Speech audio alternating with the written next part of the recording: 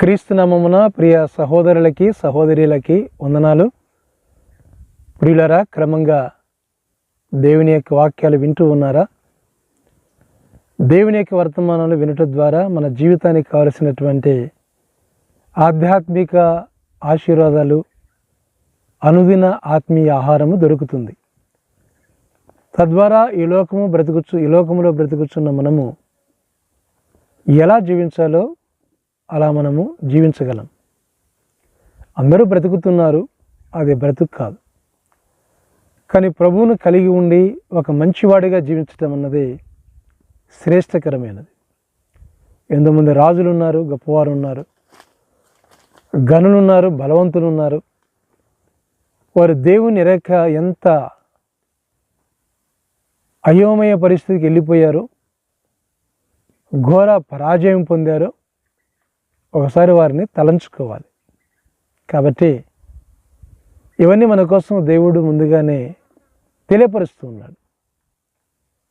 మన జీవితంలో పరలోకం అన్నది మనకు ముఖ్య గమ్యముగా ఉండాలి. పరలోకం కొరకు మనము జీవించాలి. సరే, మంచిది. ప్రియులరా, ప్రకటన గ్రంథ వర్తమానాలు ధ్యానం చేస్తూ ఉన్నాం. ఈ దినము అయ్యో మహాపట్టణమా అన్న అంశాన్ని మనము ధ్యానం చేద్దాం. సరే, బైబిల్ చదువుకుందాం. ప్రకటన గ్రంథం 18వ అధ్యాయము ఇక్కడ 15 నుంచి మరొకసారి చదువుతాను. మీరు కూడా బైబిల్ తీసుకొని దేవుని వాక్యాన్ని చూడవలసిందిగా మనం చేస్తున్నాం. ఆ పట్టణము చేత ధనవంతులైన ఆ సరుకుల వర్తకులు ఏడ్చుచు దుఃఖపడుచు, అయ్యో అయ్యో సన్నపు నార బట్టలను, ధూమ్ర రక్తవర్ణపు వస్త్రమును ధరించుకొని బంగారముతోనూ రత్నములతోనూ ముత్యములతోనూ అలంకరింపబడిన మహాపట్టణమా, ఇంత ఐశ్వర్యం ఒక గడియలోనే పాడైపోయినే అని చెప్పుకొనుచు దాని బాధను చూసి భయంకరాంతులై దూరముగా నిలుచుందరు. ప్రతి నావికుడును ఎక్కడైనను సబురు చేయు ప్రతి వాడును, ఓడవారును, సముద్రం మీద పనిచేసే జీవనము చేయు వారందరూ దూరముగా నిలిచి దాని దహన ధూమమును చూచి ఆ పట్టణముతో సమానమైనదేది అని చెప్పుకొనుచు కేకలు వేసి తమ తలల మీద దుమ్ము పోసుకొని ఏడ్చుచు దుఃఖించుచు, అయ్యో అయ్యో ఆ మహాపట్టణం అందులో సముద్రం మీద ఓడలగల వారందరూ దాని అందులో అధిక వ్యాయామ చేత ధనవంతులేరి అది ఒక గడియలోనే పాడైపోయేనే అని చెప్పుకొనుచు కేకలు వేచుండరి. పరలోకమా, పరిశుద్ధులారా, అపోస్తులారా, ప్రవక్తలారా, దాని గురించి ఆనందించుడేలయనగా దాని చేత మీకు కలిగిన తీర్పుకు ప్రతిగా దేవుడు ఆ పట్టణమునకు తీర్పు తీర్చి ఉన్నాడు. ఇందులో 2 భాగాలు మనం చూస్తున్నాం. మొదటి భాగము ఏ విధంగా మహాబబులోనికి నాశనము కలిగినదో అది మొదటి భాగము.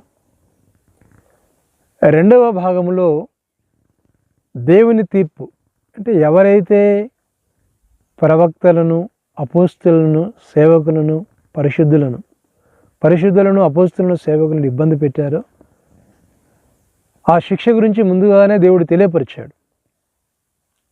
అది కూడా ఇందులో రాబడినటువంటి సత్యముగా మనం చూస్తూ ఉన్నాం. ప్రియులరా, వివరముగా చెప్పబడి ఉన్నది, తేటా తెల్లముగా చెప్పబడి ఉన్నది ఈ విషయాలు గమనించండి. కాబట్టి చాలా జాగ్రత్తగా ఈ విషయాలను మనము ధ్యానం చేద్దాం. ప్రియులరా, గమనించండి. అయ్యో అయ్యో మహాపట్టణమా అన్న లేఖన భాగాలు, అయ్యో మహాపట్టణమా అన్న లేఖన భాగాలు. ఏ దేశమైనా, ఏ వ్యక్తి అయినా దేవునికి విరుద్ధముగా జీవిస్తే, దేవుడు చెప్పని పనులు చేస్తే వారిని ఎలా దేవుడు నాశనం చేస్తాడో అది బైబిల్ గ్రంథం చెబుతూనే ఉంది. ప్రియులరా, దేవునికి లోబడి జీవించటం అన్నది చేయవలసినటువంటి పని. దేవుని వాక్యానికి లోబడి బ్రతకడం అన్నది చేయాల్సినటువంటి పని. దేవునికి స్తోత్రం. మంచిది. అయితే ఇక్కడ మహాపట్టణమా, యెరూషలేము కూడా మహాపట్టణమే. యెరూషలేము పరిశుద్ధమైనటువంటి స్థలము. యెరూషలేము మహారాజు పట్టణము, మహాపట్టణము కాదు, మహారాజు పట్టణం. యెరూషలేము ప్రజలైనా పాపం చేసినప్పుడు దేవుడు విడిచిపెట్టలే, యెరూషలేమును కూడా శిక్షించాడు.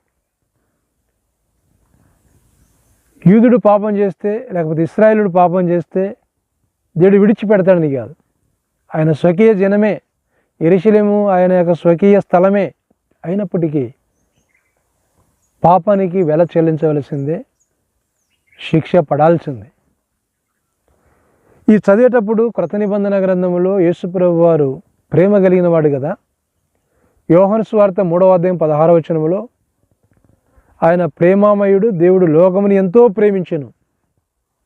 3:16 కాదు, ఆదికాండం 1వ అధ్యాయములనే ఆయన మనిషిని ప్రేమించి మనిషికి కావలసినటువంటి వాటన్నిటినీ, ఈ ప్రపంచంలో ఉన్న వాటిని అన్నిటినీ మనిషి ముందు పెట్టాడు, అవాదం ముందు పెట్టాడు.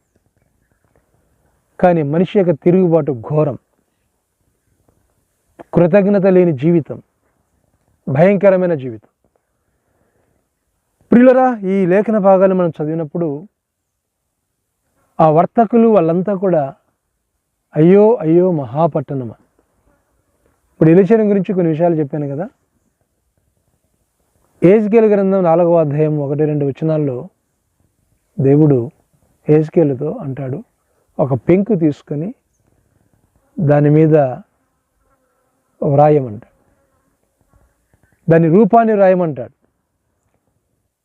అంటే యెరూషలేము ఎలా ఉన్నదో, తర్వాత ఎలా అది దాని ప్రాకారాలు పడగొట్టబడతాయో చెబుతాడు. ఎందుకనగా యెరూషలేము మహాపట్టణమే, మహారాజు పట్టణమే. కానీ ఆ ప్రజలు ఎప్పుడైతే తప్పు చేశారో యెహెజ్కేలుకు చూపిస్తూ చెప్తాడు. ఇదంతా ఎందుకు? సొలొమోను మహారాజు కట్టిన మందిరాన్ని దేవుడు ఏమి చేపించాడో మనం ఎరుగుదాం, ఎలా అది ధ్వంసమైపోయిందో మనం ఎరుగుదాం. అంతేనండి. దానికి ఒక టైం ఉంటుంది. పాపాలు ఆకాశం అంటుతూ ఉన్నాయి, దేవుడు సహించలేడు. మొదటి రాకడలో సహించాడు, ప్రాణం పెట్టాడు, రాబోతూ ఉన్నాడు, సంఘాలను ఇచ్చాడు, దైవజనులను ఇచ్చాడు, కాపర్లను ఇచ్చాడు. ఈ విధంగా ఆయన నడిపిస్తూ ఉన్నాడు. గమనించండి ప్రియులరా, దేవుని యొక్క వాక్య భాగాన్ని మనము చదువుకున్నప్పుడు ఈ విధంగా నాశనం అయిపోయినటువంటి క్రమాన్ని మనం చూడగలం. ప్రియులరా, బబులోను గురించి చెప్పబడింది కదా. బబులోను గురించి దానియేలు గ్రంథం 4వ అధ్యాయం 30వ వచనంలో బబులోను రాజు అయినటువంటి నెబుకద్నెజరు, ఆహా, నా బలము చేత ఈ నగరం నేను కట్టించాను, ఎంత గొప్పది కదా అంటాడు. ఆ విధంగా ఆ వ్యక్తి ఏ విధంగా తన్ను తాను హెచ్చించుకున్నాడో గమనించండి. బబులోనుకు తీర్పు అని ఇక్కడ మనం చూసినప్పుడు, ఈ నగరం నేను కట్టినది కదా, నా బలాతిశయం కదా అని అంటాడు. దేవుడిచ్చిన అవకాశం, ఏ మంచి పనైనా మనం చేస్తూ ఉన్నప్పుడు అది దేవుడిచ్చిన అవకాశముగా భావించాలి. ప్రకాశం డిస్టిక్లో ఒక డాక్టర్ గారు ఉన్నారు, గిద్దలూరులో, గవర్నమెంట్ డాక్టర్. ఆయన ఎంతోమందికి ఆపరేషన్స్ ఉచితంగా చేస్తూ ఉన్నారు. చాలా గొప్ప సంగతి. గవర్నమెంట్ హాస్పిటల్లో పనిచేస్తారు. ఆ తర్వాత ప్రైవేట్ హాస్పిటల్ కూడా పనిచేస్తాడు. ఫీజులు తీసుకొనకుండా ఆయన పనిచేస్తాడు. ప్రైవేట్ హాస్పిటల్ అనకూడదు, కానీ అది ఉచిత సంబంధమైనటువంటి ఎంత గొప్ప ఆపరేషన్ అయినా ఉచితంగా చేయడం అంటే దేవుడిచ్చినటువంటి అవకాశం. మనందరికీ దేవుడు అవకాశాలు ఇస్తాడు, మంచి చేయడానికి మంచి చేయాలి. నా బలము, నా శక్తి, నేను అనేటువంటి అహం అన్నది రాకూడదు. ఆ డాక్టర్ గారు, ఆదం డాక్టర్ గారు ఎంత సహనమో, ఎంత దీర్ఘశాంతము, ఎప్పుడు నవ్వుతూ ఉంటారు. ప్రియులారా, ప్రతి మనిషి కూడా ఇలాంటి తీర్మానంలో ఉండాలి. నేను, నా బలము, నా శక్తి అని అనుకున్నాడు. ఆ తర్వాత ఏమైపోయాడో మనం చూచాం. ప్రియులారా, అది బాగున్నది అంటే, ఆ దేశం అలా బాగున్నదంటే ఆ దేవుడు అవకాశం ఇచ్చాడు బబులోను. కానీ ఎంత పతనమైపోయిందో మనము చూడగలం. ప్రియులారా, ఆదికాండం 13వ అధ్యాయంలో యోర్దాను మొదట ఎలా ఉన్నదో బైబిల్ గ్రంథంలో మనం చూస్తాం. ఆదికాండం 13వ అధ్యాయము 10వ వచనములో, లోతు తన కనులెత్తి యోర్దాను ప్రాంతం అంతటిని చూచెను.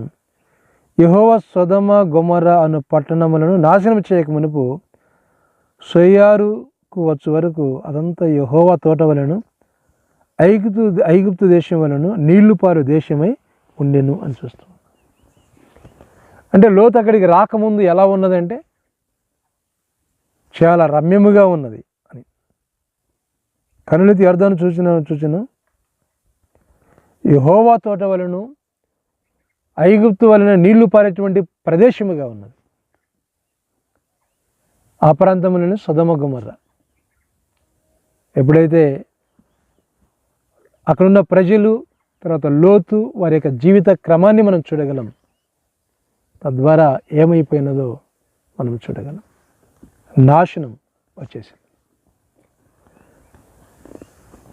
నాశనానికి ముందు గర్వము వస్తుందని బైబిల్ సెలవిస్తూ ఉంది. ఆ రీతిగానే ఈ క్రమాన్ని దేవుని యొక్క వాక్య భాగములో మనం చూస్తూ ఉన్నాం. ప్రియ దేవుని బిడ్డలారా, ఇది పరిస్థితి. కనుక నేను ధనవంతుణ్ణి, నాకేమి తక్కువ కాలేదు అని అనుకోవద్దు. ఎందుకంటే ఒక మాట ఇర్మియా గ్రంథంలో 22వ అధ్యాయంలో రాయబడి ఉంది. వీళ్ళంతా మోసముతో సంపాదించేవారు. మోసపు డబ్బు, ఈరోజు కూడా అక్రమ సంపాదన, ఈ సంపాదన ప్రపంచంలో ఉన్నది. ధనవంతులు పేదవారిని మింగేస్తూ ఉన్నారు. పెద్ద చేపలు చిన్న చేపలు మింగినట్టుగా మింగేస్తూ ఉన్నారు. అది జరుగుతుంది. అన్నాడు కూడా ఏం చేశారంటే, లూకాసు వార్త 22వ అధ్యాయము ఇర్మియా గ్రంథం 22వ అధ్యాయం 13వ వచనం, నీతి తప్పి తన నగరును స్థాపించువానికి శ్రమ, న్యాయము తప్పి తన మేడగదులను కట్టించుకొనొచ్చు, జీతమేయక తన పొరుగువాని చేత ఊరకయ్య కొలువు చేయించువానికి శ్రమ అన్నాడు. వీళ్ళు కూడా అలానే చేశారు. పేదవారిని కష్టపెట్టారు, కఠినంగా ఇబ్బంది పెట్టారు, వారి యొక్క శ్రమను దోచుకున్నారు. ఇక్కడ కూడా చూస్తున్నాం, నీతి తప్పి తన నగరును స్థాపించువానికి శ్రమ, న్యాయం తప్పి తన మేడగదులను కట్టించుకొనుచు జీతమేయక తన పొరుగువాని చేత ఊరకయ్యే కొలువు చేయించుకోవడానికి శ్రమ. పేదవారికి ఇవ్వాల్సినటువంటి జీతం వారికి ఇవ్వరు, వారితో పని చేయించుకుంటారు. అందుకే మహాపట్టణమా, అయ్యో మహాపట్టణమా, నాశనం అయిపోయింది. ఎందుకు నాశనం కాదు, నాశనం అయిపోయింది. ప్రియులారా, ఇలాంటి వారు ప్రపంచంలో చాలామంది ఉన్నారు. కూలి కూడా సరిగా ఇవ్వకుండా ఉన్నటువంటి వారు ఉన్నారు. వారి గురించి బైబిల్ గ్రంథంలో యాకోబు పత్రికలో 5వ అధ్యాయంలో 5వ అధ్యాయం 1 నుంచి 6 వరకు ఉన్నటువంటి లేఖన భాగాలు చాలా విషయాలు చెప్పబడ్డాయండి. యాకోబు పత్రిక 1వ అధ్యాయం నుంచి చదువుకుందాం, ఎందుకైనా మంచిది, మీరు కూడా చదవండి. ఇదిగో ధనవంతులారా, మీ మీదికి వచ్చేది ఉపద్రవములను గురించి ప్రలాపించి ఏడుగుడి. మీ ధనము చెడిపోయెను, మీ వస్త్రములు చిమ్మటలు కుట్టినవాయను, మీ బంగారమును మీ వెండియు తుప్పు పట్టినవి. వాడి తుప్పు మీ మీద సాక్ష్యముగా ఉండి అగ్నివలే మీ శరీరమును తినివేయును. అంత్యదినముల యందు ధనము కూర్చుకుంటిరి. ఇదిగో మీ చేలు కోసిన పనివారికి ఇయ్యక మీరు మోసముగా బిగపట్టిన కూలి మొరపెడుచున్నది. మీ కోతవారి కేకలు సైన్యములకు అధిపతియగు ప్రభు యొక్క చెవులలో చొచ్చి ఉన్నవి. మీరు భూమి మీద సుఖముగా జీవించి భోగాసక్తులై వదదినమందు మీ హృదయములను పోషించుకుంటారు. మీరు నీతిమంతులైన వానికి శిక్ష విధించి చంపుదిరు, అతడు మిమ్మను ఎదిరింపడు. పేదవాడు ఏమి ఎదిరిస్తాడు? ఎదిరించలేడు కదా. అపార్ట్మెంట్స్తో పేదవాళ్ళతో పని చేయించుకుంటారు ఇంజనీర్స్, కానీ సరిగా వారికి ఇవ్వాల్సినటువంటి జీతాలు ఇవ్వరు. ఇలాంటి పరిస్థితి ప్రియ దేవుని బిడ్డలారా గమనించండి. ఎవరైతే పేదవారు, ఎవరైతే పనివారిని దగ్గర పనిచేస్తూ ఉన్నారో, యజమాని దగ్గర పనిచేస్తున్నారో, యజమానుడు వారికి నమ్మకముగా ఉండాలి. పనివారు వారి నమ్మకముగా ఉంటున్నారు. నమ్మని వారు కూడా, నమ్మకం లేని వారు కూడా లేకపోలేదు, ఉన్నారు. కానీ యజమానుడు వారి యొక్క కష్టాన్ని దోచుకోకూడదు. వీళ్ళ దోచుకుంటే ఇప్పుడు యాకోబు పత్రిక 5వ అధ్యాయం మొదటి నుంచి 6 వరకు ఉన్నటువంటి భాగాల్లో ఏమున్నదో అదే పరిస్థితి. కాబట్టి జ్ఞాపం చేసుకోవాలి. ఇలాంటి ధనాన్ని, ఇలాంటి దోపుడు సొమ్మును మనం ఆశించకూడదు. ఒకరి సొమ్మును మనం ఆశించకూడదు. ప్రియులారా, ఒకరి సొమ్ము మనకొద్దు, మనం సంపాదించింది మనకుంటే చాలు. అయితే మాయా మంత్రముల చేత బబులోను ఆ విధంగా భయంకరముగా డబ్బు సంపాదించినది.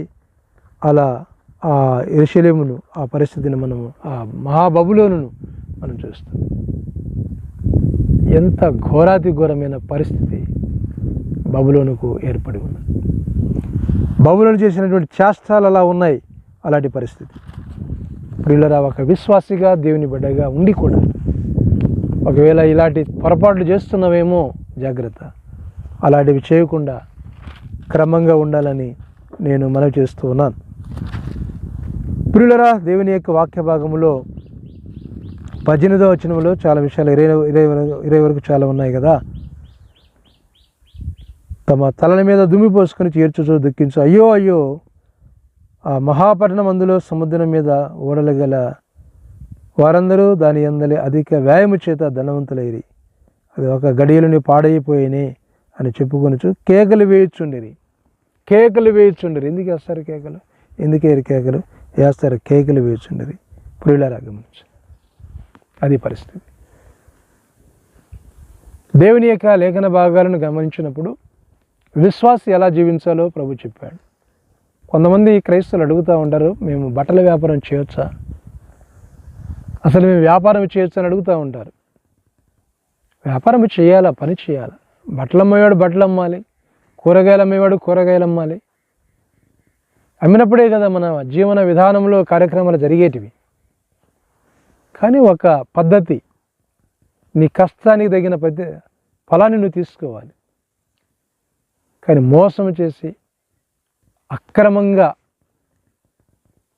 అంటే వడ్డీకి ప్రతి వడ్డీగా అన్నట్టుగా అలా ఉండకూడదు. మన యొక్క వ్యాపారం, మన వ్యాపారము న్యాయబద్ధముగా ఉండాలి.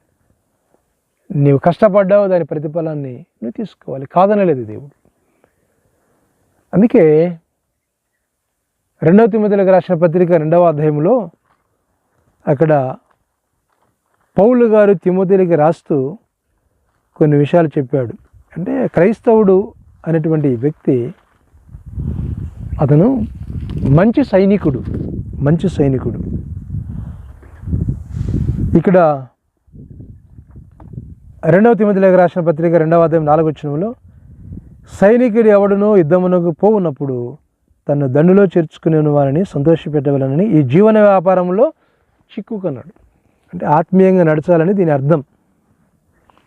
ఎప్పుడు ఉదయం లేగానే వ్యాపారం, ఉదయం లేగానే డబ్బు, ఉదయం లేగానే బంగారు.